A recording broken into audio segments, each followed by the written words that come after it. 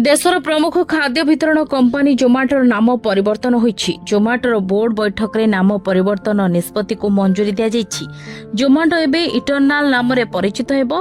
Company BSc को एक regulatory filing रे एनी सूचना देछि। जोमाटोर सीईओ दीपेंदर गोयल कहिसंती जे सेमाने बहुत दिन धरी कंपनी पई इटरनाल शब्द व्यवहार करि आछुचंती। जेतेबेले आमे ब्लिंकिट किनिथिलु सेतेबेले आमे जोमाटो बदल रे पारेंट कंपनी को इटरनाल डाकिबा आरंभ करिथिलु। ए कंपनी एवं ब्रांड आप मध्य रे पार्थक्य देखाइबा पई उद्दिष्ट हेबो। आमे कंपनी जोमाटो लिमिटेड रो नाम को इटरनाल रे परिवर्तन करूछु बोली से प्रकाश करिसंती। दीपेंदर गोयल को अनुसार इटरनाल केवल एक नाम नुहे बरं एक मिशन स्टेटमेंट। यार अर्थ कंपनी केवल वर्तमान नुहे बरं भविष्यत रे मध्य अस्तित्व बजाय यार अर्थ कंपनी केवल वर्तमान नुहे बरं भविष्यत रे मध्य अस्तित्व बजाय रखिबो।